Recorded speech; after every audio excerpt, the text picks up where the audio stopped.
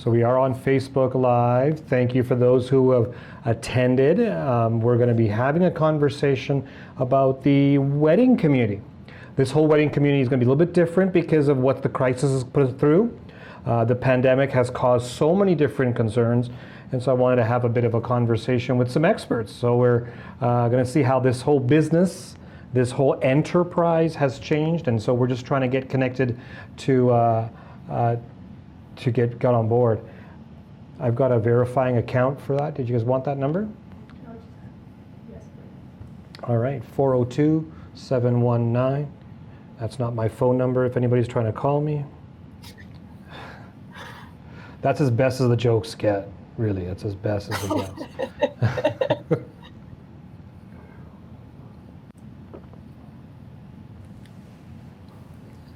Still trying to connect to Instagram. So those of you who are on Facebook, stick around because we're going to start this.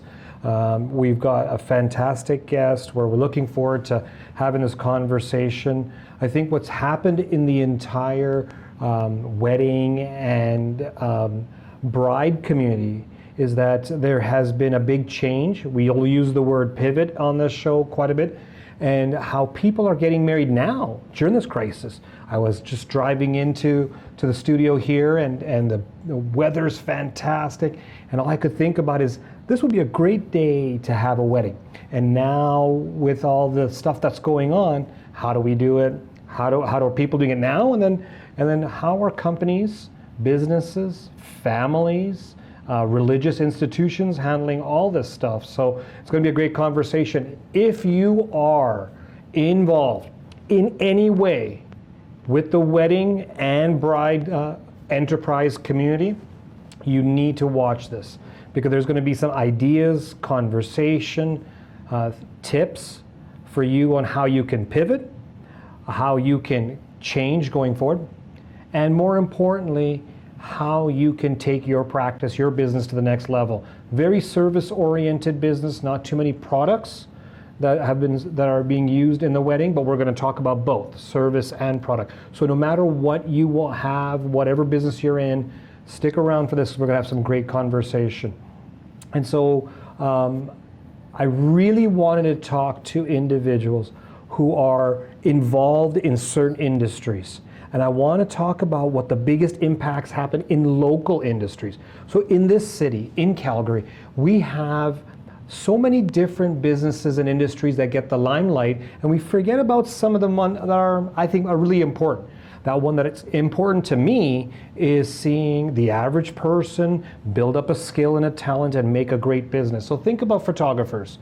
Think about the printing companies out there. Think about all the event planners, wedding planners, all those different businesses that start from creative viewpoints and work your way up. They're local. They're generally not a national or international business, and so I wanted to have a bit more of a local flavor for it. Over my left shoulder is the Calgary Tower. Here we are in Calgary, Alberta, and so we're going to have a bit of a local flavor of what's happening in this city, because I think in this city we've gone through a couple of other problems. One has been the economic shift because of the oil and gas industry, so that kind of changes it. And then the other part of it is, of course, the pandemic that we're going through. I'm going to do a quick check with my team. Are we all ready to go? I can introduce our great guest. Yeah, we're good to go? Fantastic. Okay, so when it comes to this industry, when it comes to the whole wedding community, there's a whole bunch of businesses and a whole bunch of people that are impacted positive, and during this crisis, not so positive. So Shana Eriksen, she runs this handle called YYC Bride. Now, if you're not connected to her, connect to her. See all the great talent on her page. Take a look at her Facebook page. I know her website's coming out soon, so we're going to have more and more of YYC Bride. Shana, welcome to Live Talk. Thank you so much for having me. I'm excited to be here. So I have a bit of a lack of understanding of how much does it take. and how many different businesses really get involved when it's planning a wedding and the wedding itself, maybe even a day or two after. So let's kind of go through some brainstorming of what kind of businesses get involved when it comes to planning, preparing, and having the wedding itself. Definitely. There's so many businesses. Ultimately, a wedding is a huge production, right? Where there's a whole bunch of vendors or bodies that are coming together to make this special event that much more special and to make sure that there's no detail that's left behind, right? So you have everything from obviously the venue, right, of where it's going to be taking place, who is going to be marrying you, so officiants, or if you're going to be in a place of worship, you have all sorts of things that goes all the way down to like the caterers and the food business, florists, we have dresses, we have all the garments for everybody, we have rings, we have cakes, we have photographers, we have all the special little tiny things that you have at the tables, the little gifts, so there's so many people, centerpieces, yes, thank you. And so, and then sometimes you have a wedding planner, sometimes you don't, so there's multiple layers to this as well. Yeah, so let's talk about, generally speaking, when it comes to a wedding, how much of those businesses that event takes on is local versus are they panning it out to other places? Yeah, I'd say most of the brides and grooms that are getting married in the Calgary area, or if they're going out to the mountains, I'd say most of it is happening locally, right? Like a very high percentage of it is going to be happening locally. Of course, there's still couples that are in Calgary area who perhaps have destination weddings. Much of that, though, still here. We've got lots of travel agents who are handling all of that here. So, I mean, so much of it is local, right? And so what the pandemic has done is really affected and had to alter what we're doing. Okay, so let's take a look at some of the businesses that you think have been big time impacted. We're not just talking about they had a little bit of a shift and they can do with something else, but I'm talking about a big time impact. First ones I thought were there are disc jockeys who just do weddings all the time and that's all they do. So I thought, oh, these people are really impacted. What other businesses do you think have been impacted? Definitely. So there's the photographers. A lot of them sort of, and this goes for, I think, probably any of the wedding vendors, is that we have a wedding season, right? And of course, people are getting married all year round. But in these summer months and these nice months, that's when so many people are getting married. So that's where a big basis of the vendors' clientele and income would come from, because it's such a concentrated and dense time. So photographers are definitely impacted by this, because if the event has changed in any way, then they can still come take pictures depending on what the bride and groom have decided to do. But that's definitely getting impacted. I would say, obviously, venues, right? Because they hadn't been able to open up. If you think about some of the restaurants and stuff, we're only just able to be at 50% capacity, so that's a huge one, right? If you can't be at a venue for some of these weddings, then that makes a big impact. Funny enough, one of the bigger ones too is the floral industry, right? Because depending on what they've decided to, if then the scarcity of the flowers, if the brides and grooms have made any adjustments on any ends of pivoting to have their wedding at a different time, then that means that flower is not in season anymore, right? So yeah, so it's just sort of everybody, like I said, to one degree or another, is definitely being sort of hit in so to speak, and it's just all in different sort of ways as well. Let's take you back to 2019. The gentleman goes down on one knee and says, "Will you marry me?" The woman says yes. They're all getting ready. They're starting to plan. Let's have our wedding in 2020. And then this pandemic happens, right? And so this might be a bit of a warning. Yeah. So what do? What have been some of the stories you've heard of these couples, and what have they been doing when it comes to their wedding?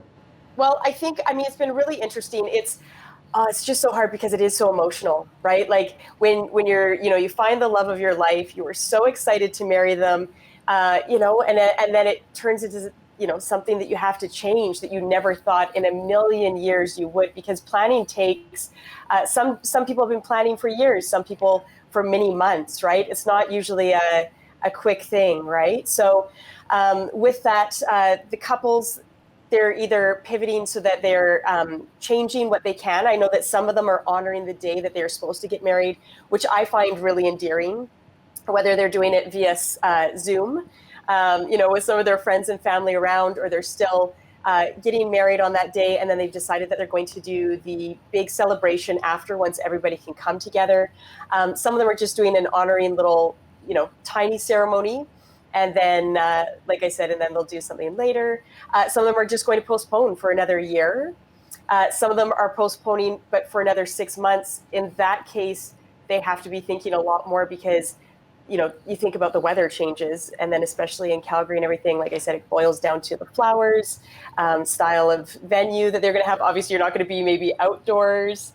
So I can only imagine a wedding planner's mind during this time where you've delayed this 6 months out, you're hoping for a spring or a summer wedding, you're pushing it off to the fall, maybe even winter, a whole bunch of changes. And most people, and I would say brides more than grooms, have been planning this wedding a lot longer in their minds than the actual planning itself of the activities. And so things have to change and you do have to pivot.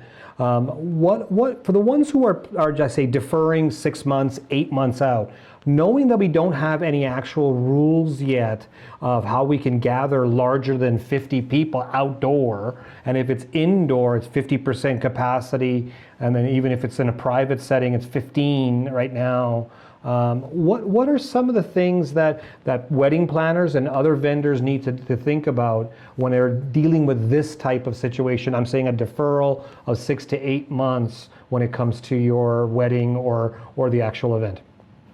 Yeah, I think that, being in Calgary, I think that we're almost amongst probably the luckiest for the brides and grooms who are doing their weddings right now. As I've mentioned previously to you before, we've gone through the floods, right, in 2013. So the vendors who are in the wedding industry in Calgary are very seasoned professionals, and they can produce miracles from, what they can do. So unfortunately, though, without knowing, and nobody does know what's happening in the future, at least having something to kind of pull together at this point, I think, is probably a little bit of a safer bet than to not. Because it gives something at least a little bit concrete.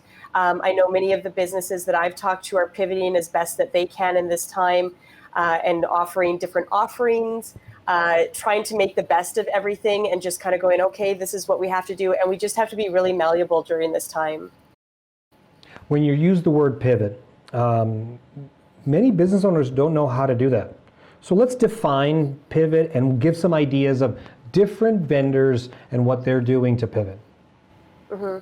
Yeah, I think some of the things, like if you look at even sort of the wedding cake industry, for example, right? Usually couples would come in, they get a wedding cake tasting, they get to sit down and they talk and they enjoy. A lot of the interactions are usually done face to face, and that goes for most of these wedding industry people. But what happens though is, like for the wedding cake industry, I've seen them where they're going, nope, we'll deliver you the cakes.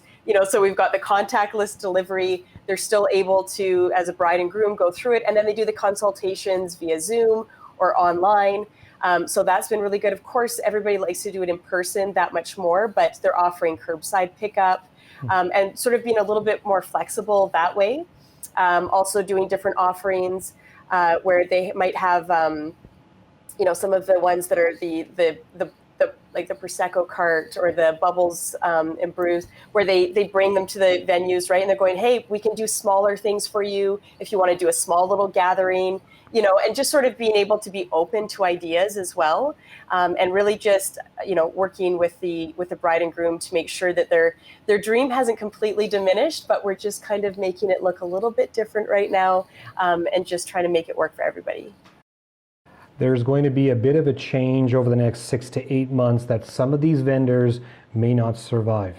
And so as a bride and groom, you've picked out a vendor and they're not there 6 to 8 months, and maybe you're scrambling to find a replacement. Is that an opportunity for other businesses to step in and become that pinch hitter? or do we just have to go back to how it used to be, where if your vendor is gone, then you're scrambling, sometimes even last minute? Yeah, it's such a tricky one, right? Because it's just like many of the businesses in Calgary, the smaller businesses, we rely on a steady income, right? And a lot of the restaurants, right? I'm just thinking about some of those small restaurants in comparison with some of the wedding vendors, right? I mean, it's tough, right? I mean, it depends on what everybody's financials look like and what they can sustain. Of course, you want to be there for your bride and groom, hopefully making it all the way there. So it's tricky, and just sort of making things, I guess, as best you can, in different offerings, maybe other than weddings, too, and just even in party and gatherings, which most of them do too. But just really sort of pushing that end of things too, right? Like with the florist, even with Mother's Day, just they really, when I was watching them too, they were just going that much extra mile, right? With, hey, we've got some free delivery, and those sort of options without completely sacrificing themselves at the same time, right? Because that's a whole other ball of wax during this time. So it's interesting situation that we're all in, and I always look for opportunity in these types of crises, and I'm trying to think about what can vendors who may be more financially stable, who may have a better reach, what can they do to get more business as we go through this? Because we don't have a vaccine, we don't have anything that can get us back into large groups, and it's not like we have any indication from the health services or the government saying, open up those doors, let's have those 200, 300, 400, and in some cases even larger groups of people together for an event like a wedding. I think that the biggest thing, and that I would think that is going to be the most prominent, is being very present and being very open. I've seen a lot of them a lot more active on their social media accounts and in their offerings, just reminding people that they're here, that they're able to change with the times or whatever everybody sort of, they're open to discussion, right? I think that's probably going to be one of the biggest helps during this time, is just letting people, like I said, don't freeze, don't, go quiet. Which I think that at first there was that initial shock where everybody went, oh, what do we do? But since then, it's just, again, making sure that you're out there, keep the communication open, talk to the brides and grooms, and really just, like I said, just stay open to possibilities and just put yourself out there, because that's what's going to gain that attention and garner that attention. And then hopefully in turn will come back in revenue with clients. Now, has the mindset of the bride and groom changed? Are they looking for something different? Is the consumer really thinking about how they want things different now that COVID's come through our lives than before COVID? I think at the end of the day, weddings haven't really changed, right? In the regard of everybody just wants to get together and celebrate love. I think that the hardest thing is some of the bigger, sort of more traditional weddings that have been impacted by this, because you think going forward, oh, that's, with everybody with their big families, that's a lot of work. That's a lot of additional cost in order to be able to facilitate that eventually, right? If you wanted to have everybody included, sort of having different seatings or whatever it would be. Yeah. So I think that's a little bit tricky. I think it really boils down to each individual couple too. And I mean, at the end of the day, they want to just celebrate their love together and get married. How that looks might be a little bit different. And it's just, I really think it sort of boils down to a bit of a personality thing between both of the couples and how they want to celebrate that and what it would look like for them. Like I said, some of the couples are even doing little elopements right now, which can be such a beautiful, intimate time. The vendors can still help out with that. And then down the road, do a big celebration with everybody around. And that can be just as special too. And you know what, when everybody does come back together, it is going to be that much more special and that much more appreciation around the fact that we can. And it's interesting how you said that, because now you're breaking up the entire process of the wedding in small pieces. Now, traditionally, East Indian weddings, 5 days long, 500 minimum people around the place, a Yeah. lot of food. I normally gain 10 pounds after a 5-day wedding session. Like, these things get out of hand sometimes. And so to break that up into small pieces, or even going into a traditional wedding, let's say not so religious, you're breaking it up into little pieces, and that takes a mindset of the bride and groom to say, yeah, we're going to do a small ceremony, just a few people here, maybe get married, and then have an actual reception or an event after when we can. And that kind of changes things, the vision or the viewpoint. Do you think that's going to be a hard piece for brides and grooms to actually do that? I think that when we have those really strong family traditions, that's going to be, I think, more of a hard sell than anything, especially, I think, more so perhaps to some of the family members, right? Because it is part of the religions, part of something that is so important to the family and the family unit. So hopefully being able to pivot during this time and explaining that to the families, that it doesn't mean any less to them, but you want everybody to be safe and happy, and there's usually a lot of elders at those weddings, and you don't want to compromise anybody either. But we still want to have all the good food, and we all want to have a big celebration too, right? So. Yeah, it's going to be interesting to see how the bride and groom actually puts through this entire wedding and all the ceremonies. Because sometimes there's ceremonies before and after than just the actual day of the wedding. So it's going to be interesting to see.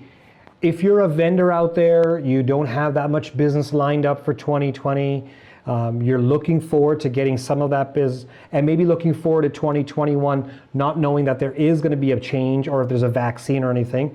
What are some of the tips that you can recommend to these vendors to get their name out and get some business along the way? I think that there's a lot of different ways. Obviously, showing up on social media as best they can, just even doing their posts, communicating with the brides and grooms, saying, "Hey, this is what I'm doing within my business right now. These are my offerings." That is a really great integral way, because if people say that see that you're showing up, there's building that trust. Right? And knowing that you're able to show up for your business means that you're going to end up showing up for the bride and groom at the end of the day, and that you have that care and that foundation. There's some, like with the big wedding expos that go on too, right? We have those that would end up normally happening in the fall and the winter, which are sort of at this point sort of looking, we're not sure again what's going to happen, because they're usually bigger events held in bigger halls. I know Bridal Expo that's being held in October, they're offering any of their vendors. They have a website, and they're listing every one of their vendors who feel called to go in and put a description in, let everybody know how their business is pivoting as well. So that's super huge too, because that's a resource that brides and grooms can go in, look at their vendors and go, oh, look at this. We've got a nice collective group, and this is what they're doing for us during this time. I just want to make a note out to all of our viewers. Shana has some great ideas. She's got a lot of knowledge in this industry. If you have any questions, my team is taking a look at Facebook, Instagram. They're going to send me your questions, your comments. Let me know what you're thinking, what you need. We'll share those questions with Shana. Now, I want to kind of go on YYC Bride, your Instagram handle. What made you start up YYC Bride, and tell me what's the future for YYC Bride? So with YYC Bride, I started about a year and a half ago, and it was just being built off of the market for the wedding industry, making sure that we're bringing the community together, and that's the community of the vendors and also of all the brides and grooms too. So just putting together some resources, inspiration, and just making it a little bit more of a local event that way. And so I'm actually more in the marketing side of things, marketing, PR, and the business advisement for the wedding industry professionals. And that handle sort of came together. Right now we've got think 70,000 hashtags with YYC Bride. So we've built this following, and like I said, we're a trusted source where we put out the information for the brides and grooms, and then again, cultivate the culture between the wedding community as well. So that's where that all started. And then going forward from there, there's a whole bunch of different ideas. Like I said, we do a bunch of consulting for a lot of the digital marketing for the wedding industry. Okay. So that's the main hub of events, but and then there's a whole bunch of other things coming down the pipes too. So when you have the digital marketing side, what are vendors doing today that are big no-nos or mistakes that they shouldn't be doing? I think it goes back to just that freezing, right? I think that less of them are freezing now that the initial shock of COVID has come through, but being really present, because you got to know where your market is. A lot of these brides are on Instagram. Main hub of them are on Instagram. There's some on Facebook too, but just being able to show up and show your offerings, giving yourselves that education in where you're going to find them. That's the biggest thing too. So just making sure that you're not sort of staying back, making sure that your websites are up to date, just so that you're an easy resource to find, and that you're showing up fully every time. How important is it to actually pay for advertising or marketing online today using the different channels out there such as Facebook and Instagram? It's interesting because before COVID, it was already really important. And then as soon as this happened, ultimately, I mean, it skyrocketed, right? Because you've got the attention of so many more people. So a lot of the times it's tricky because there's the tangibility-ness of it all, right? Where you think, you're out there and you're getting the views and the insights, and then there's also wedding magazines, which are also very, excellent sources. We do have some great ones here in Calgary that are local to Calgary as well, which is really imperative. But being able to be out there and, like I said, making sure that you're taking the right steps to making sure that you're reaching your audience. I mean, it's huge. You've got such an opportunity to be able to do so. It's quite easy to be able to learn at least some of the basics, or at least showing up consistently, and then you can always take it further, right? I mean, you can go with the sponsored posts, or else you can go with a marketing agency such as myself, and just even, like I said, we offer a bunch of different solutions within that as well, just to make sure that we can help everybody in whichever way that they need. Yeah, I think when vendors have gone from paralysis to now, let's start planning and posting, that they're now looking at potentially paying for ads.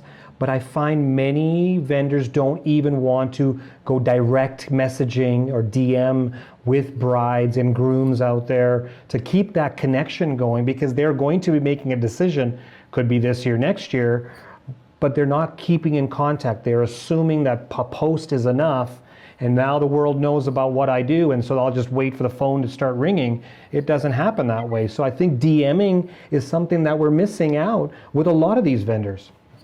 Definitely. I mean, look at the way that you and I connected, right? Yeah. You had your DM, right? And it's so true, right? Don't discount the power of connection in that regard, right? I mean, it's huge. And to just take that leap and to, don't think that you're bugging somebody, right? It's just it's coming from an honest place of, hey, thanks so much for following. Where do your interests lie? Because there is a massive connection that can happen there. And whether something comes out of it or not, it's a way bigger benefit to find out if something does come from it than to not. Because most of the time there is some sort of connection, and people crave human connection too, right? And to not, just sort of have that, like you said, the post, and then assume that people know and that people will follow up. I mean, to be able to follow up and say, hey, this is what my business offers, maybe you're interested in it, maybe you're not at this time, but I want to take the moment to introduce myself. That already is going to lend itself to probably gaining them as a client down the road. One question that I got that came in through Facebook was, what are 2 things that a vendor should do online beyond just posting and being somewhat exposed out there in the market? I think making sure that, I guess with it, like you were talking about with the messaging, right? So the direct messaging, if you notice that somebody's following you who's new or who likes your post from wherever, sort of follow up with that. That's a lead, right? So I think that would be a really good solution in that regard. Making sure that whatever content you are putting out, that there's a story to go with it, and making sure that there's those keywords too that you have out there, that is going to make sure that there is a connection to the story of the post that is going to get your client, so that you want to be able to, they're going to want to further their journey with you, and that they go, oh, that hit something in me. And now I want to make sure that I follow up, and now I have this, vested interest in your product or service. I'm going to go through the conventional marriage of a man and a woman in this example. Are there certain vendors that the woman decides on and certain vendors that a man decides on? Oh, that's a loaded question. I think generally speaking, that honestly boils down to the couple though as well. Some brides and grooms love to do everything together. Some of them not so much. Some of them are just like, hey, you handle this, I'll handle that. So I'm not going to completely speak on that one, because I think it does boil down to each individual couple. Sometimes I think that, let's just say, the female counterpart would perhaps have more of a vision of what she was thinking for some things, but it just depends on who your groom is, and he might have more of an idea. And then again, you have to go back into the traditions and stuff, right? If you're marrying somebody who has a lot of wedding traditions in their family versus somebody who isn't, I think there's going to be a lot of give and take on that end of things as well. And I think that's where it gets very challenging for individual vendors trying to figure all this out. If there's a certain type of business or a vendor that women generally choose, and there's certain type of vendors that men normally choose, then you can kind of skew your marketing around that. But if you're just focused on both, with traditions, cultures, different types of methods of having a wedding, it can get very confusing, daunting, and somewhat scary to put yourself out. So I'm glad that we have companies like yours working on the marketing side, working with the vendors to get their reach. And so what are some ideas for those, knowing that it's not just one gender that's selecting a vendor, it's usually a mixture of everything. What do these vendors do? I think the biggest thing is to make sure that you don't put yourself into a position where you already have the judgment going in that this isn't going to be for everybody, because again, at the end of the day, you're going to be looking at all sorts of different couples too, right? And also you're going to have couples of the same sex who are obviously getting married as well, right? So just try not to limit your possibilities. If you're open to all of the love and all of the couples, then don't limit yourself in that regard. If you do have a specific area of expertise that you know for sure that 80% female decisions are made for this one, then for sure hone in on that. But definitely making sure though too that in most of your services that you offer or your products that you offer, remember that you do have a vast clientele. And like I said, we have all love is, good love right now, right? So we have same-sex marriages, we have, traditional marriages, and within the traditional marriages too, everybody's making decisions at this point too. So just making sure that you keep yourself open and don't limit those possibilities. And so I always have to talk about the businesses that we have in this city, and I want to talk about yours. Why should these vendors that are watching this right now use your services? I've got some really great ideas. I've got some really great input. All the vendors who I have worked with have been very happy with everything that I've done. I'm super open-minded, so I want to make sure that the vendors like what I'm putting out too, because of course I have a vision, but I want to make sure that our visions match, and I want to make sure that our businesses align. I want to make sure that there's a flourishing factor in the business relationship as well, and that they feel good about it, and that it really speaks to their brand, and that they feel confident in what is being put out to everybody, and then my expertise being layered on top of that. Fantastic. Shana, how do people reach out and connect with you? You can reach out via Instagram. That's usually the best way. You can just send me a DM. My email is on there too. It's yycbride@gmail.com. So those are two of the best ways to get a hold of me. And then we just develop the relationship from there. Shana, thank you so much for joining me today. Definitely. Thank you so much for having me. It was great. We've been joined with Shana Eriksen, YYC Bride. Go on to Instagram, connect with her, follow her posts, DM her. She's great at getting back to you. She can really help you with whatever your industry, your business is when it comes to the wedding community. She can really help you out. And I think especially during times like this, we need experts out there to take us to the next level. So make sure you reach out, YYC Bride on Instagram. I want to thank you for joining us today. We're having a great time talking to experts in this city, and I'm looking forward to helping your business grow. This is Faisal Karmali with Real Talk Live.